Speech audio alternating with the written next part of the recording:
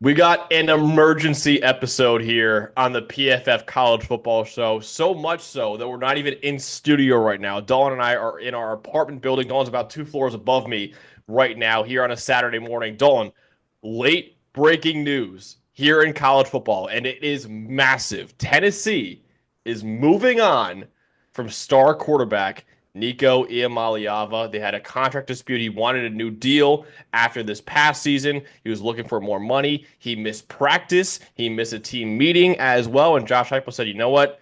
We're done. We're not going to be our quarterback next year." Nico Iamaleava, as of right now, is in the spring transfer window and will be by far the biggest name in the spring transfer portal window as well. Dawn, just what is your reaction to this kind of news, and how does this kind of show where we are in today's day and age of NIL?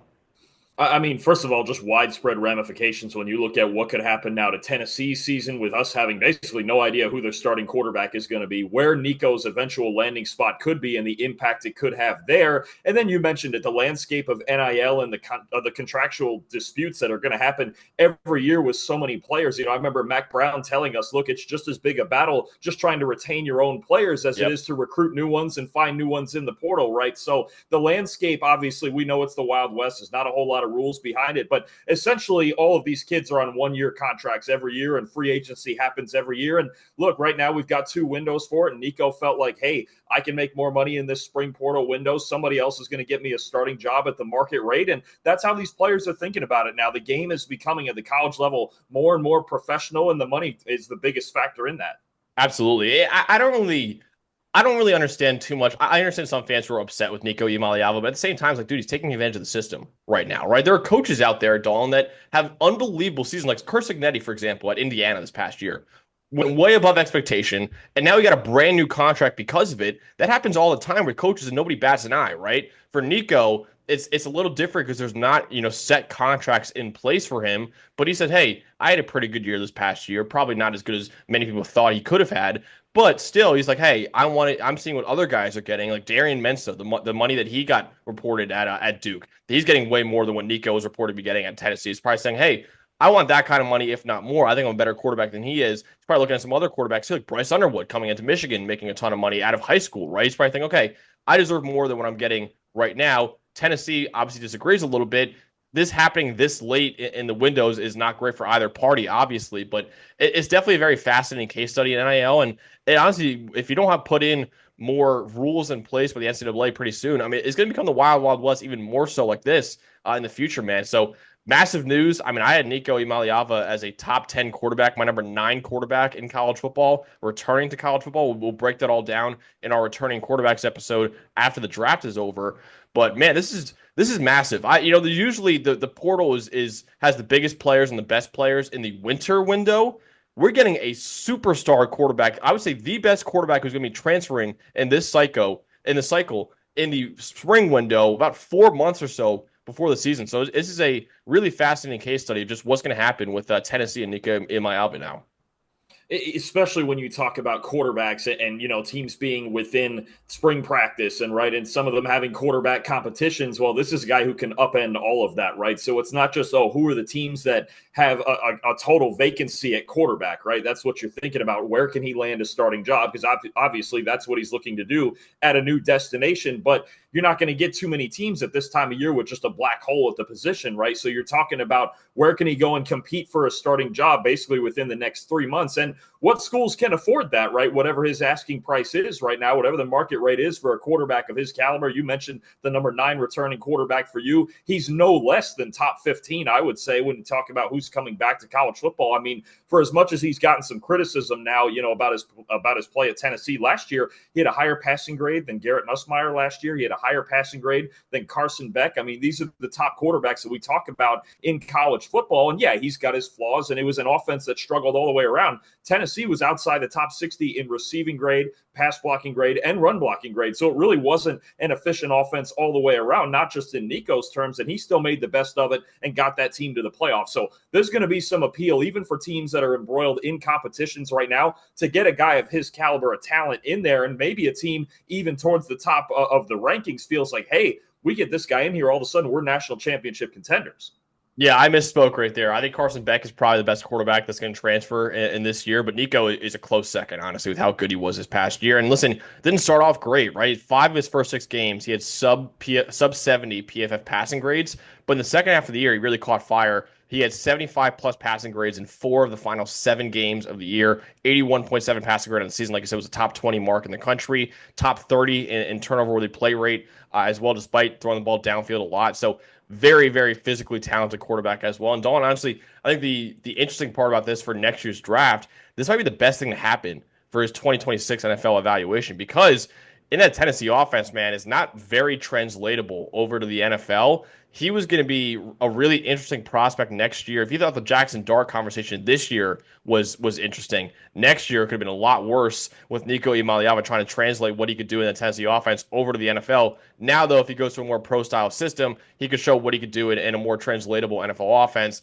That actually might help him out a lot in next year's class. Because I really do think this guy's like Justin Herbert type of tools, man. But in the Tennessee offense, you just don't really know, how much of it translates over to the NFL. So I do think it could be good for him to go to a school with a more pro-style system. Speaking of that, Dalton, let's talk about some landing spots now for Nico Iamaleava. All of a sudden, the biggest player in the spring transfer portal window. What were some schools that immediately came to mind for you? And I want to remind people right now, Nico cannot transfer to another SEC school if he wants to play next year. There is a rule in the SEC specifically saying in the spring transfer window, a player cannot transfer within the SEC and play that upcoming season. So he would lose his eligibility for the upcoming season if he stayed within the SEC. So Alabama's off the table, Georgia's off the table because I imagine Nico is going to play next year. I don't think he's going to want to sit out a whole year. So he cannot transfer within the SEC, Dolan. So outside of the SEC, what are some schools that come to mind for you? Well, if he's looking at schools that can afford it and if he wants to compete for a playoff spot in a national championship, I look at the two big schools in the Big Ten, right? Ohio State and Oregon. And I know both of them have Ohio State has more of an open competition going on right now. We assume Dante Moore is the favorite at Oregon, having already been there for a year, sat behind Dylan Gabriel. But when a player of this caliber is out there and open to be had, you have to at least think about it, right? If you're Ohio State and you want any chance of trying to repeat, I don't know that you can do that with your current situation. So maybe they bring Nico in to compete with Julian Sand, right? And I think that's a spot. Anytime you're at Ohio State, you're talking about the quarterback success that they've had there over the past decade plus, right? First round picks, Justin Fields, CJ Stroud. Even last year with Will Howard, he won't be a first rounder, but he had a great year and obviously won a national title. Oregon, I think that's another one. They feel like they're primed and ready to try to go and win a national title. Do they feel they can do that with Dante Moore?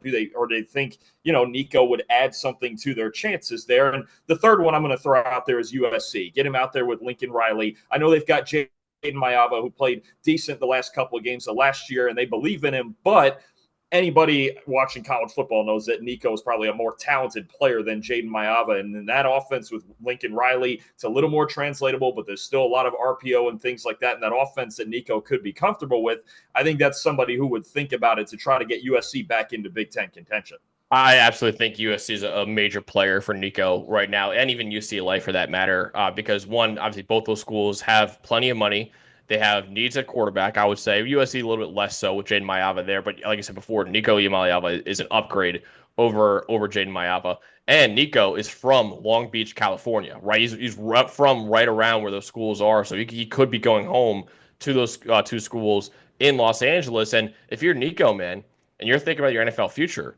I mean, you look at Lincoln Riley and what he's produced at quarterback and what he's done in college football for quarterbacks has been second to none almost in college football, really, right? He's got Baker Mayfield, Heisman winner, number one overall pick. He's got Kyler Murray, Heisman winner, number one overall pick. Jalen Hurts was a Heisman runner-up, was a second-round pick, just won the Super Bowl MVP with the Philadelphia Eagles as well. Caleb Williams, Heisman winner, number one overall pick under Lincoln Riley as well. So you've got four guys who are in the NFL now as legitimate starting quarterbacks.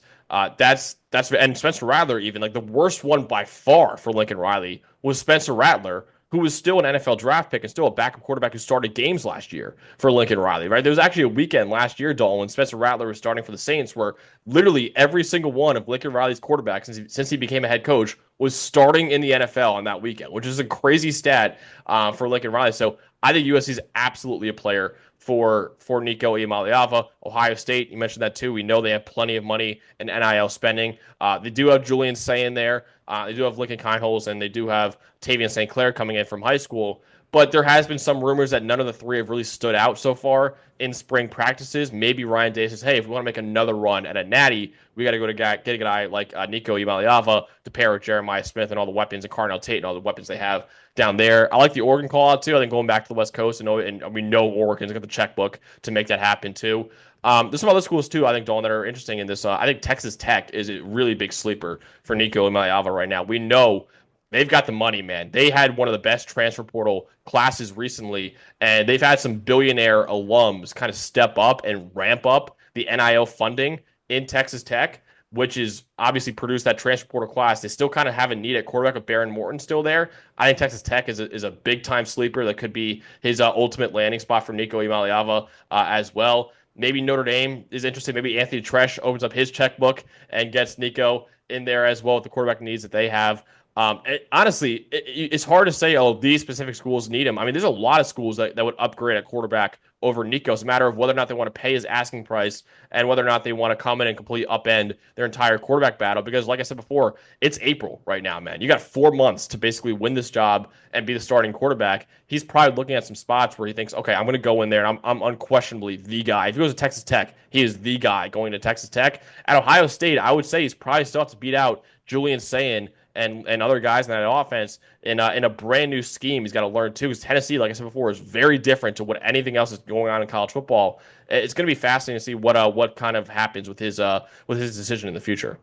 For sure. Two other guys that I think about as well, and I know these are big names, but I have to feel like lurking in here somewhere in this conversation might be Deion Sanders at Colorado and Bill Belichick at North Carolina. We don't really, especially that second one, we don't really have a read on what North Carolina's quarterback situation is right now. I believe Max Johnson is coming back for one more year off a major injury. I have to think if Bill Belichick wants to jumpstart that North Carolina program, maybe he gets in on this bidding. And then over at Colorado, look, we've learned by now with Deion Sanders, we can't count him out of anything, right? I know they've got Caden Salter, they've got Julian Lewis, the true freshman coming in. He's already been playing well in spring practice, but you get a player again on the table, the talent of Nico. I don't think anybody would question if you had Caden Salter projected to be your starter, who is a good player, and then you thought about bringing in Nico. I don't think anybody would question that, thinking, okay, this is a guy who could, again, jumpstart your offense after losing Shedeur Sanders, after losing Travis Hunter and all the pieces they've lost. You get right back in the Big 12 mix with Nico as your starting quarterback. So I have to think there's at least some thought about that with those two schools as well.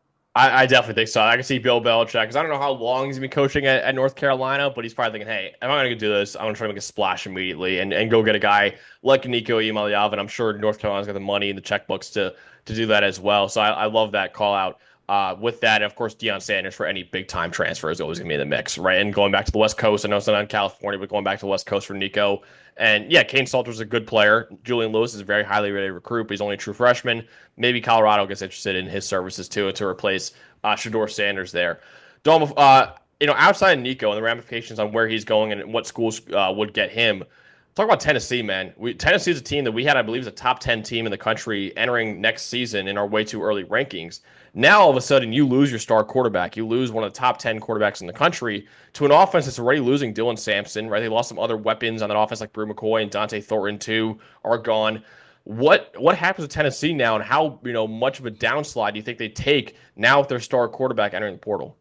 I think it's tough because I think the two big reasons that we had them ranked that high were, one, a defense that's returning a lot of very good pieces, and two, expecting that second-year starter jump from Nico, right? And now that you're not going to get that, and it's possible they could be starting a freshman, or maybe they find somebody else in this spring transfer window, it's going to be tough for them to score. Because honestly, even with Nico last year and with Dylan Sampson in there last year, it was tough for them to score last year because they weren't great on the offensive line, and they really weren't great and consistent on the outside either to support Nico. Now you're talking about a major question at quarterback in an SEC where a lot of teams are loading up. I mean, you look at all the talent Alabama has, all the talent Texas has. You even get to the middle of it, everything Auburn's added, the way Florida's building, the way, even Missouri is still in that mix, right? Even in the middle, that second tier of the SEC. It's going to be very hard, I think, now this year for Tennessee to compete at the top of the SEC like they did last year to make a playoffs again, right? I think we talked about them with Nico still in the fold, getting back to the playoffs possibly for a second consecutive year. I can't see them as a favorite to do that anymore. It's very hard. The SEC is very deep. There's a boatload of talent, and now they're the team with the biggest quarterback question in the entire conference. And we don't really know what's coming as the starter on the horizon. Yeah, honestly, it's tough, right? Because you mentioned that before. Why we love them was because of that defense, right? They returned many guys who could be maybe even first-round picks in next year's draft, like Joshua Josephs, the edge rusher, Jermon McCoy, the cornerback. That whole secondary, honestly, is loaded at Tennessee, too. And then, of course, they had an offense that has to replace a lot of pieces, but you still have a top 10 quarterback in the country, Nico Iamaleava, to lead it. Now you don't have that anymore, right? So now you have questions about the run game, and you have questions about the passing game with whoever the next quarterback is going to be. They have some talented kids in there, right? Jake Marklinger is the current favorite to win the quarterback job now with Nico gone. He was the number 12 quarterback in the 2024 class, who's going into his, I believe, redshirt freshman season. George McIntyre, they brought in this year as well. He was the number 15 quarterback in the country out of this recruiting cycle as well. So you have a couple high four-star quarterbacks bringing in here, but they're not Nico Iamaleava, at least from what we've seen so far, right? So Nico is a guy that is a huge loss, and I'm with you, man. I don't think anymore in a loaded SEC. Like, we had so many SEC schools in our top 10 and even our top 15. I don't know in this loaded conference anymore if you could really say Tennessee is a legitimate playoff contender as of right now, even with still a great defense there. There's just so many questions offensively. It kind of reminds me a little bit of the Michigan conversation last year. Is like, what do they have offensively now? Now that you lose so many pieces, I know they have a great defense in Mason Graham and Kenneth Grant and Will Johnson coming back, but what do they have offensively? That's what killed Michigan last year. And I think in a loaded SEC, it could be kind of the same fate for Tennessee this upcoming season. Agreed. I think even within the same conference, you look at a team like Oklahoma that came in and went 6-6 last year because they had so many struggles on offense. I don't think Tennessee is necessarily that depleted, but when you have this big a question at quarterback and a supporting cast that was already average to maybe slightly above average, it gets a lot tougher, right? And you're talking about, they talk about all the time the SEC gauntlet and having to play week in and week out, tough teams. Tennessee's going to have a lot harder task without this star quarterback now. It does remind me a lot of Oklahoma last year and what they had to go through having trouble scoring points.